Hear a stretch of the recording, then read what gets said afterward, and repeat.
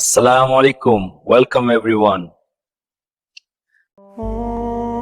এক বুজুর্গকে এক যুবক কে এক বুজুর্গ আল্লাহর ওলি ওই যুবককে বলছিল, হে যুবক, অহংকার না করে ধীরে সুস্থে হাঁটো।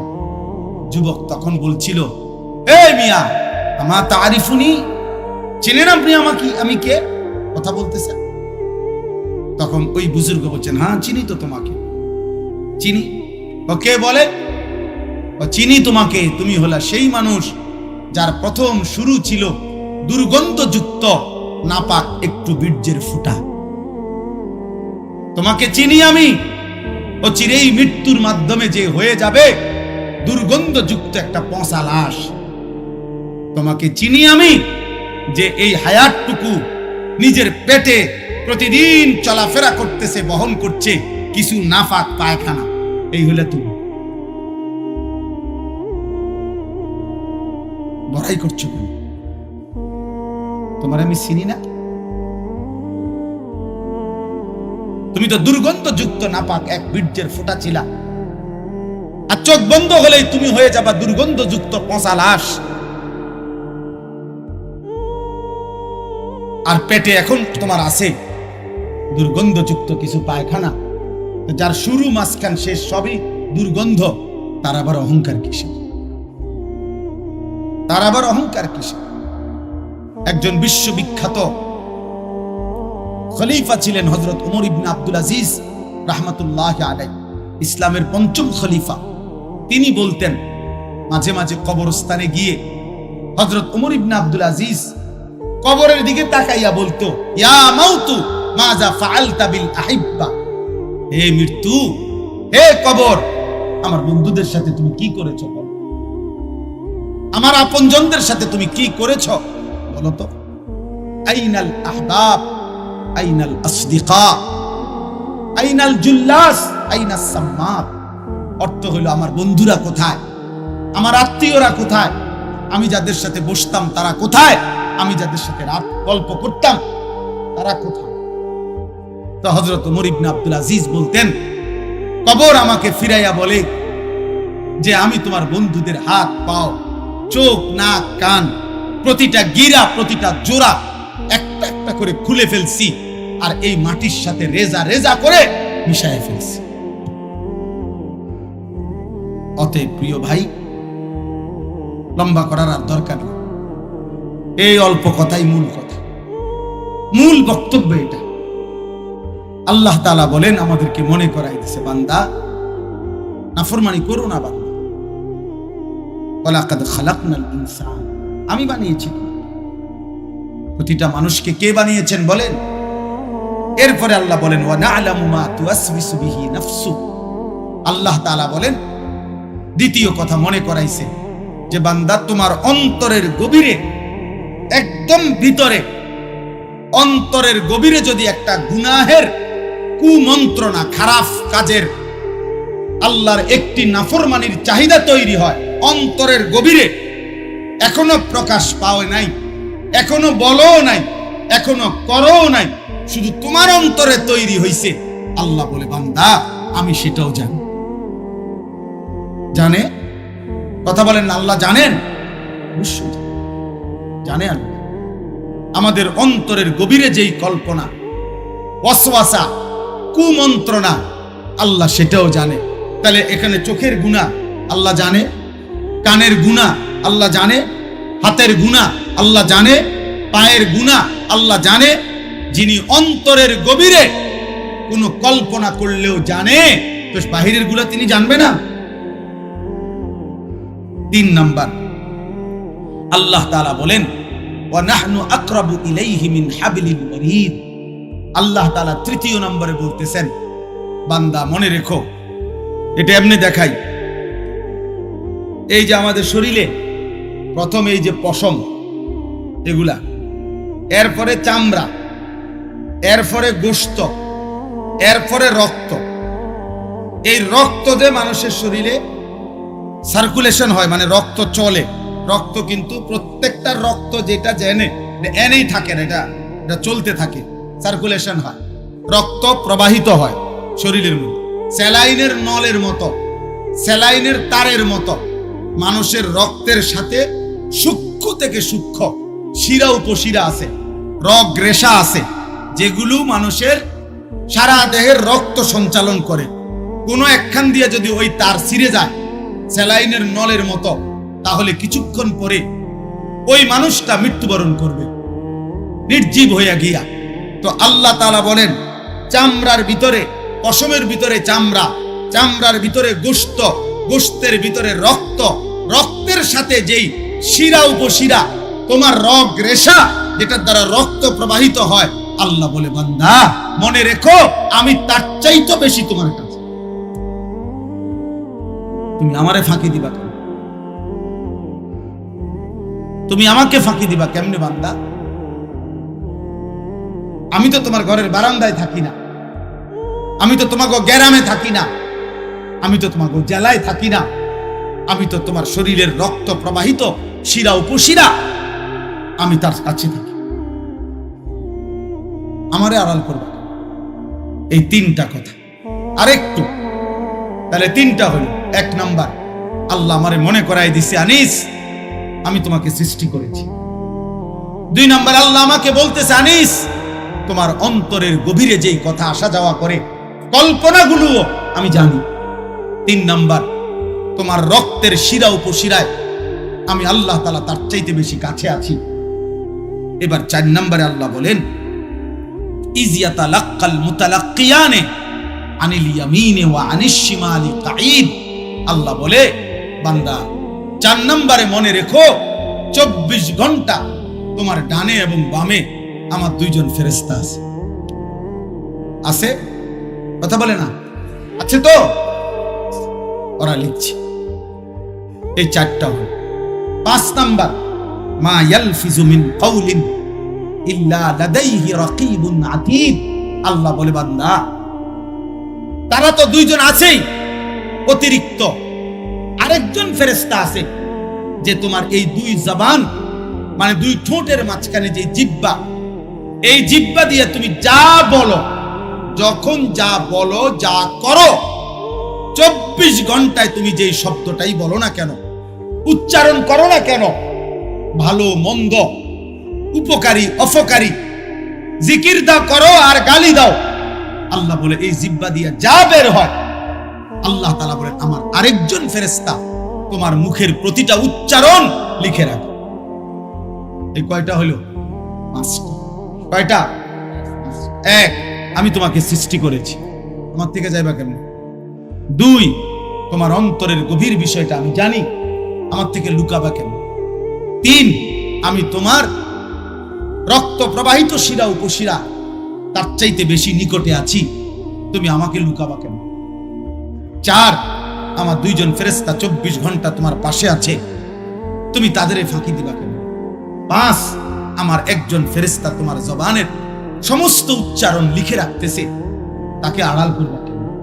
এবার আল্লাহ বলেন, শেষ কথা হলো এই, আল্লাহ তাআলা বলেন, ওয়াজাআত সাকরাতুল মাউত বিল হক।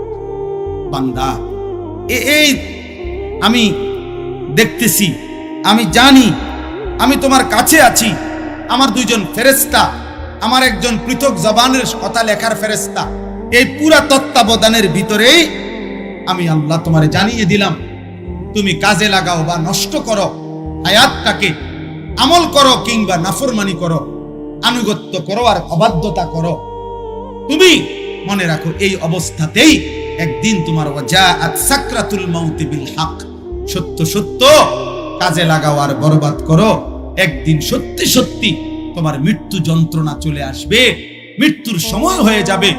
আর প্রত্যেক মানুষের মৃত্যুর সময় সর্বপ্রথম তার একটা মৃত্যুর যন্ত্রণা শুরু হয়, এটারে সাকরাতুল মাউত বলে। এরপরে আজরাইল আইসা মালাকুল মউত তার জান কবজ করে, জান কবজের আগেই তার একটা মৃত্যুর যন্ত্রণা হয়। আল্লাহ বলে, যালিকা মা কুনতা মিনহু তাহিদ। এই মৃত্যু যন্ত্রণা থেকেই বান্দা, এই মৃত্যু থেকে তুমি গত 40 বছর, 30 বছর, 60 বছর পলায়ন করতে চেয়েছিলে, কিন্তু সেই মৃত্যু যন্ত্রণা শুরু হবে। মৃত্যুর সময় আসলেই আসবে, হাসলেও মরে যাবা, কাঁদলেও মরে যাবা, সুখে থাকলেও মরে যাবা, দুঃখে থাকলেও মরে যাবা, রাজপ্রাসাদের অট্টালিকায় থাকলেও মরে যাবা, জীর্ণ কুঠির কুড়ে ঘরে থাকলেও মরে যাবা। জীবনে কোনোদিন দুঃখ যদি না পাও তবুও মরে যাইবা। জীবনে কোনোদিন সুখও যদি না পাও তবুও মরে যাবা। কোনোদিন যদি না হাসো তাইলেও মৃত্যু হবে। কোনোদিন যদি না কাঁদো তাইলেও মৃত্যু হবে। 7টা মহাদেশের মালিক হলেও মরে যাবে, কোনো কিছুর মালিক না হলেও মরে যাবে। প্রিয় বন্ধু, শুধু মৃত্যু না ভাইয়া, একটা সাংঘাতিক কথা, এই শেষ কথাটা মনোযোগ দিয়ে শুনেন। সাকরাতুল মাউত, মৃত্যু যন্ত্রণা। প্রত্যেক মানুষের মৃত্যুর যন্ত্রণা হবে, এটা আল্লাহর ফয়সালা। সে নবী হোক, উম্মত হোক, পৃথিবীর সর্বশ্রেষ্ঠ নেককার হোক আর পৃথিবীর সর্বশ্রেষ্ঠ কাফের হোক, নাফরমান হোক, মৃত্যু যন্ত্রণা সবার হবে। তিনি নবী হন আর উম্মত হন, মৃত্যু যন্ত্রণা সবার। আমাদের প্রিয় নবী সাল্লাল্লাহু আলাইহি ওয়াসাল্লামেরও সাকরাতুল মাউত, মৃত্যু যন্ত্রণা ছিল, বিশুদ্ধ হাদিসের মধ্যে আছে। ঈমানদারেরও মৃত্যু যন্ত্রণা হয়, নাফরমানেরও মৃত্যু যন্ত্রণা হয়।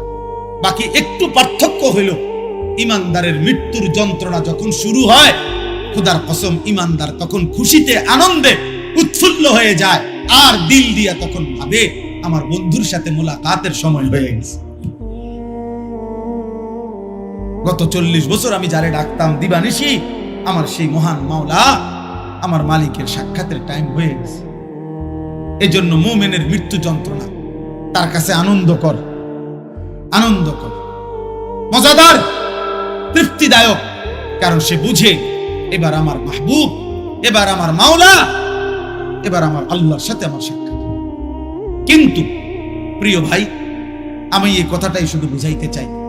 তাফসীরের মধ্যে আছে, কোন নাফরমানের, কোন পাপী আল্লাহর প্রতি ঠিক মতো ঈমান নেয় নাই, হারামের উপরে ছিল, চুরি, ডাকাতি, জিনা, ব্যভিচার, মদ, জুয়া, সুদ, ঘুষ, কিস্তি, মা বোন বেপর্দা, বেহায়া, নাটক, সিনেমা, নাচ, গান, অশ্লীলতা, বেহায়াপনা, হারাম উপার্জন, এভাবে যে ব্যক্তি জীবন কাটাইছে, একটা উদাহরণ শুধু তাফসীরের মধ্যে লিখছে। ভাইয়া, এই উদাহরণটা শুধু শোনো, ছেলেরাও, বাবারাও, আমিও। এই পৃথিবীতে যদি কেউ, কিতাবে লিখছে যে 900 বছর একটানা, মনে করেন কেউ পৃথিবীতে হায়াত পাইছে, 900 বছর, এই 900 বছর সে আল্লাহর নাফরমানি করছে, আল্লাহর অবাধ্যতা করে গেছে। কিন্তু 900 বছরে 1 সেকেন্ড কোনোদিন তার কষ্ট হয় নাই, কোনোদিন সে কোনো দুঃখ, কষ্ট, বেদনা পায় নাই। মনে করেন, ধরে নেন 900 বছরে কোনোদিন কষ্ট কাকে বলে, দুঃখ কাকে বলে, যন্ত্রণা কাকে বলে সে বুঝে নাই, সে বুঝে নাই।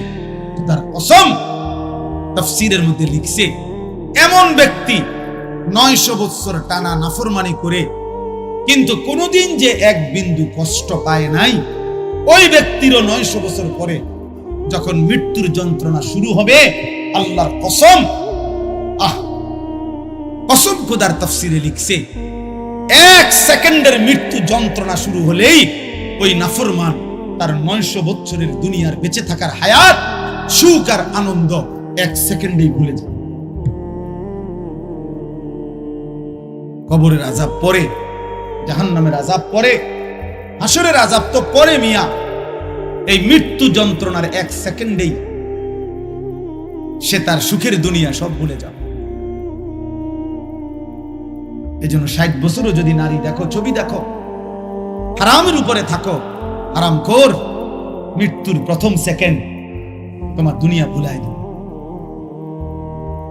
মৃত্যুর প্রথম সেকেন্ড।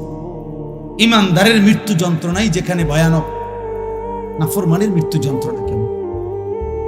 আমার কাছে কিতাব আছে, ওয়াজাআত সাকরাতুল মাউত বিল হক, আরবি কিতাব, এই কিতাবের নামে এটা। ওই কিতাবের মধ্যে লিখছে, নবীজির একজন বিখ্যাত সাহাবী হযরত আমর ইবনুল আস, ওনাকে জিজ্ঞেস করা হয়েছিল মৃত্যুর পূর্বে, ওনার ছেলে আব্দুল্লাহ ইবনে আমর ইবনুল আস, ছেলেটাও সাহাবী ছিল। উনি জিজ্ঞাসা করছে যে, আব্বা, আপনি তো নবীজির একজন বিখ্যাত সাহাবী, এই মৃত্যুর পূর্ব মুহূর্তে মৃত্যুর যন্ত্রণা, সাকরাতুল মাউত আপনার কাছে কেমন লাগতেছে? নবীর সাহাবী বলতেছে, ইয়া বুনাইয়া কাআন্না জিবালাদ দুনিয়া আলা সাদরি ওয়া কাআন্নি আতানাফাসু মিন সাকবিল ইবরা।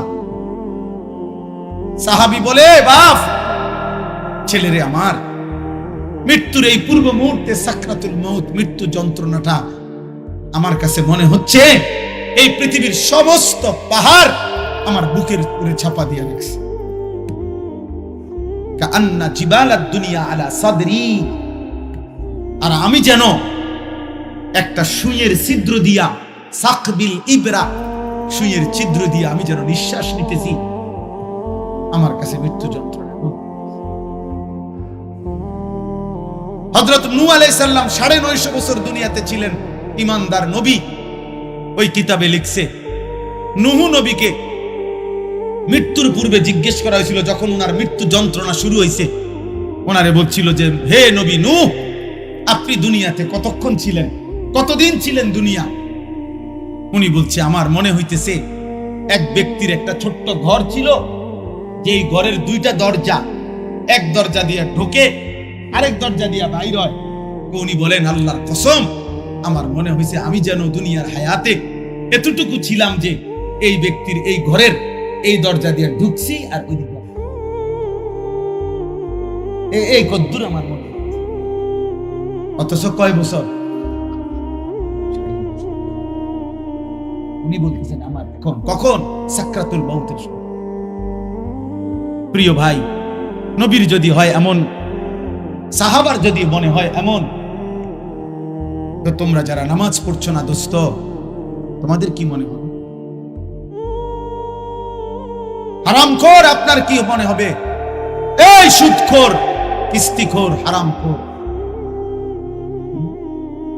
কেমনে মৃত্যুর ওই প্রথম সেকেন্ডের যন্ত্রণা কেমনে সইবেন?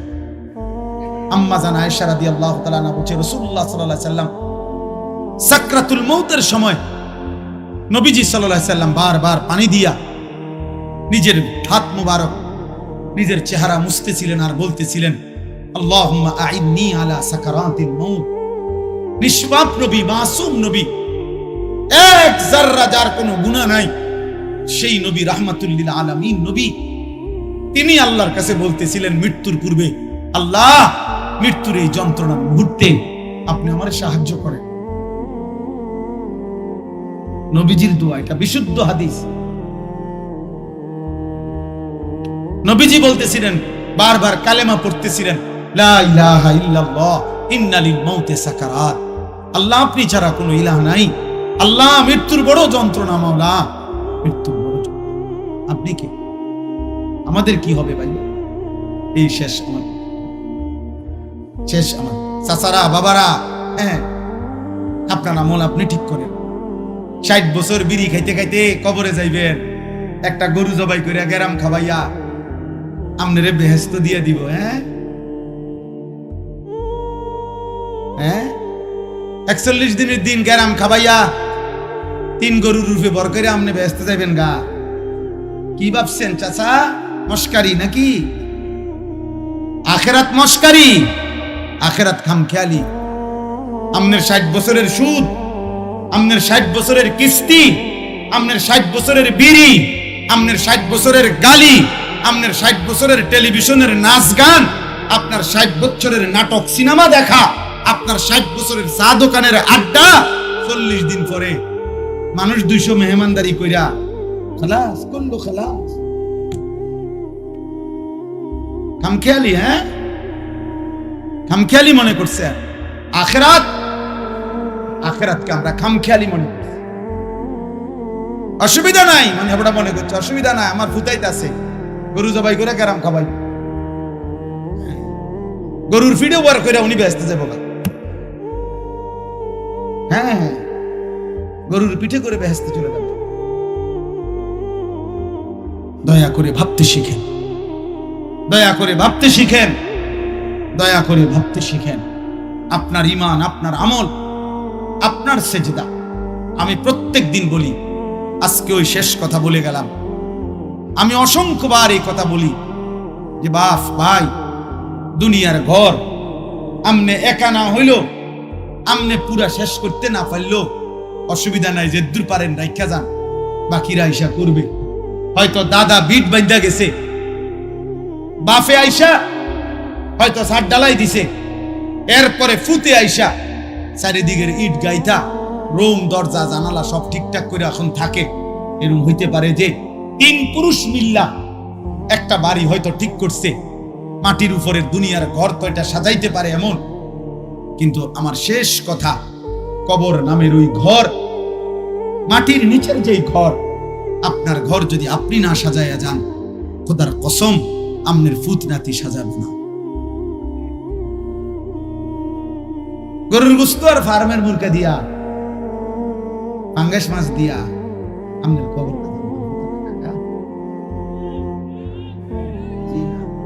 কিছু সওয়াব হইতে পারে, কিন্তু ফিডা আশা করা যায় না। মাটিতে তো বলি তো মাটিতে থাকে। আল্লাহ আমাদেরকে হেফাজত করেন। এজন্য সাদো খানের বিরোধিতা করবেন না, নিজের ঈমান আমল নিয়ে মসজিদের সাথে সম্পর্ক করেন, নামাজের সাথে সম্পর্ক করেন। দুনিয়ার প্রয়োজন শেষ করতে পারতেন না। আমনে সত্য মিথ্যা সুদ ঘুষ কিস্তি দিয়েও আপনার সংসারের প্রয়োজন আপনি শেষ করতে পারবেন না। আপনি মরার পরেও সংসারের বহু খরচ বাকি থাইকা যাবে।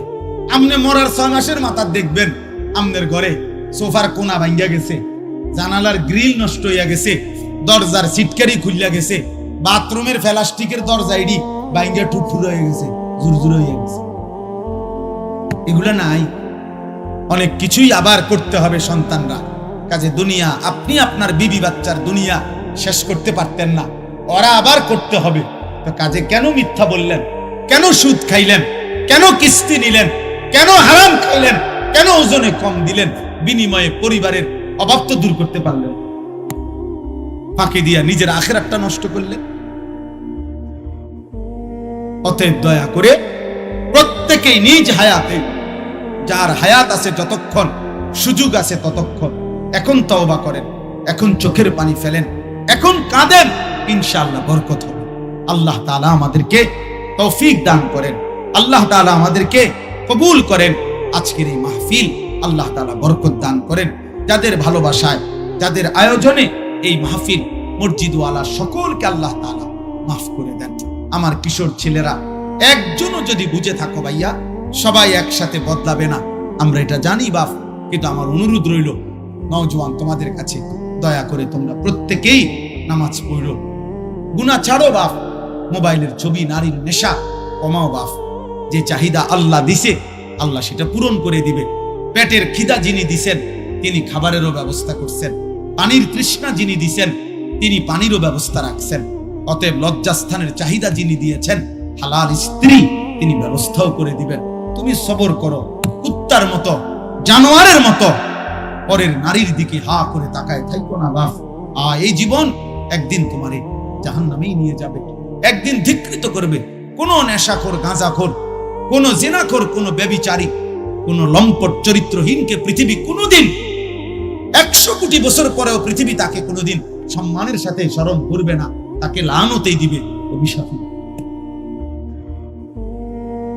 আরো 1000 কোটি বছর পরেও ফেরাউন নিকৃষ্টই থাকে, আরো 100 কোটি বছর পরেও জুনায়েদ বাগদাদি সম্মানিতই থাকে। অতএব পৃথিবী তোমারে থুতুই মারবে, বেনামাজি, চরিত্রহীন। আল্লাহ আমাদেরকে হেফাজত করেন, আল্লাহ সকলকে কবুল আর মনসুর করেন। আলহামদুলিল্লাহ রাব্বিল আলামিন। আয় আল্লাহ, আপনি মাফ করে দেন, মেহেরবান মাওলা, আপনি মাফ করে দেন।